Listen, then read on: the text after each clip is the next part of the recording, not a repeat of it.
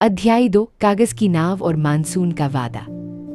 साल बीतते गए और राजपुर में मानसून की बारिश की तरह ही लक्ष्य और सोनी की दोस्ती भी गहरी होती गई। अब वे 13 साल के थे और उनका साम्राज्य बरगद के पेड़ से बढ़कर गोमती नदी के किनारे तक फैल गया था। लक्ष्य के स्केटबुक अब और भी भर गए थे, जिनमें सोनी के हंसते हुए चेहरे से लेकर नदी में तैरती उनकी कागज की नावों तक के चित्र थे।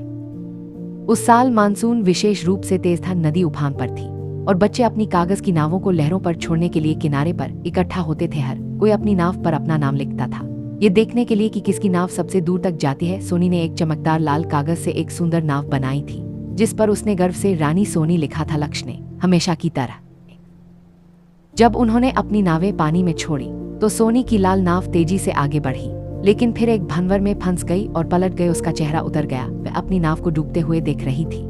जब उसने देखा कि लक्ष्य की नाव अभी भी स्थिर रूप से बह रही है, वह धीरे धीरे आगे बढ़ती रही, लहरों पर नाचती हुई, और अंत में नदी के मोड़ पर आंखों से ओझल हो गई। तुम्हारी नाव जीत गई, सोनी ने धीरे से कहा। उसकी आवाज में निराशा थी।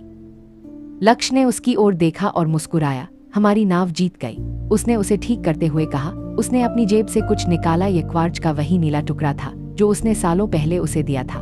मैंने इसे अपनी नाव में रखा था, हमारे आधे जादू के लिए, इसलिए यह हम दोनों की नाव थी। सोनी की आंखें आश्चर्य से चौड़ी हो गईं। उसे विश्वास नहीं हो रहा था कि वह अभी भी उस पत्थर को अपने पास रखता है। वह अपनी जेब में पहुंची और दूधिया सफेद टुकड़े को बाहर निकाला, जिसे वह हमेशा अपने साथ रखती थी। उन्होंने अपने पत्थरों को एक साथ पकड़ा और एक पल के लिए बारिश और शोर के बीच ऐसा लगा जैसे वे दुनिया में अकेले थे।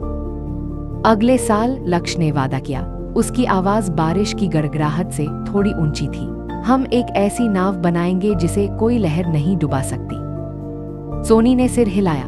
उसके चेहरे पर मुस्कान लौट आई थी। उस पल में उफनती नदी और बरसते आसमान के नीचे एक और अनोखा वादा किया गया था। यह सिर्फ कागज की नावों के बारे में नहीं था, यह उनके भविष्य के बारे में था, जिसे वे एक साथ बनाने का सपना देखने लगे थे।